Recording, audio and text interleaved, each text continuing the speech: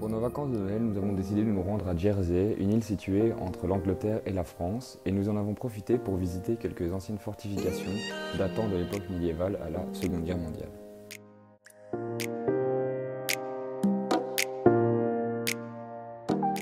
Nous nous dirigeons vers les ruines de Gronsney Castle.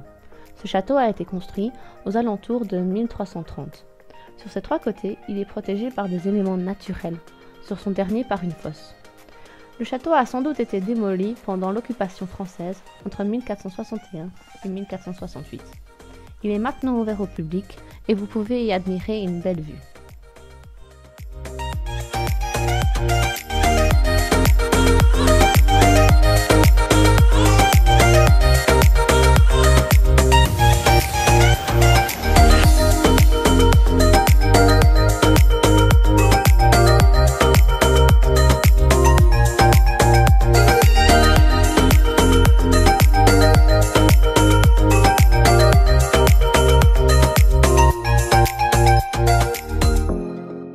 Nous arrivons à une tour de défense navale allemande datant de la Seconde Guerre mondiale. Elle servait à défendre les côtes de Jersey face aux ennemis lorsqu'elle était occupée par les Allemands. Nous n'avons pas réussi à trouver énormément d'informations sur cette tour, mais nous savons qu'elle fait partie de l'ensemble des batteries Moltke et j'y reviendrai un petit peu plus tard.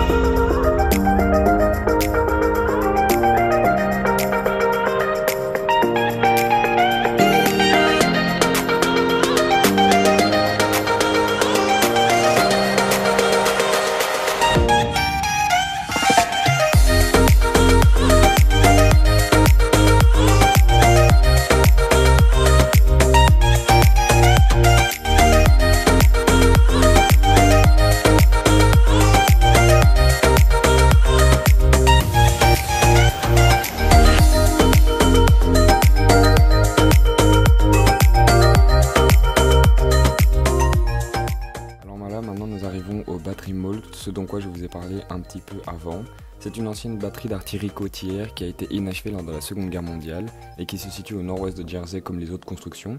Donc comme je vous l'ai dit, cette batterie ainsi que les autres constructions font l'ensemble des batteries Moltke et elles comprennent des bunkers, des emplacements d'armes à feu et autres. Et le but principal de cette batterie ici, c'était de défendre la baie, encore une fois, en cas d'assaut d'amphibies et autres, et ce par des canons, etc.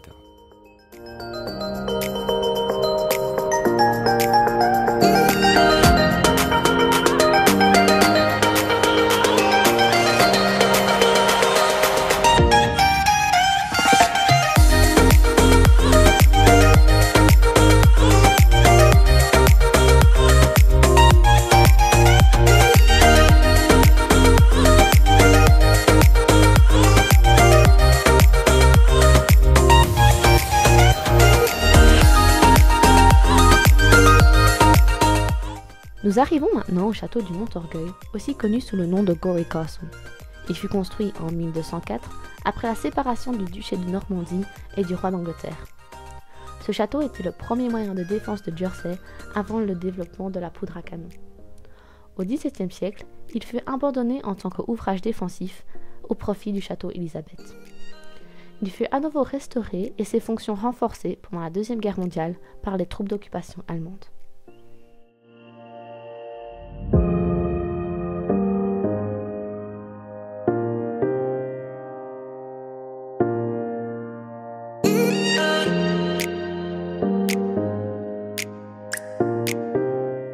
Cette expérience nous a beaucoup apporté parce qu'on a pu visiter des monuments que normalement un jeune autonome, on va dire, ne visite pas par lui-même. Du moins, ouais, c'est le genre de structure qu'on visite avec l'école en fait d'habitude. Et ici, mine de rien, j'ai vraiment pas regretté d'avoir fait ça. Enfin, on n'a vraiment pas regretté d'avoir fait ça parce que en plus il y avait un paysage magnifique, donc ça donne encore plus envie d'aller les voir. Il faisait beau. Il faisait beau. Et ça nous montrait un peu l'envergure des structures qui étaient préparées pendant par exemple la Seconde Guerre mondiale ou à l'époque du Moyen-Âge avec des châteaux comme on a visité. Et c'est vraiment impressionnant et extraordinaire, je trouve. Et c'est vachement chouette de voir comment est-ce que les Jersey a gardé toutes ces traces de toutes ces occupations, comme les bunkers pour l'occupation allemande et les châteaux médiévaux de parfois l'armée, la France. Ah, la France, oui, la France. Oui, la France. Ce qui est vraiment, on a vraiment pu se mettre dans la peau d'un soldat qui voyait tous ces bunkers. Et c'est vraiment important de garder toutes ces traces de l'histoire, de ce qui s'est passé pour qu'on s'en rappelle et pour qu'on ne fasse plus les mêmes erreurs qu'on avait fait avant.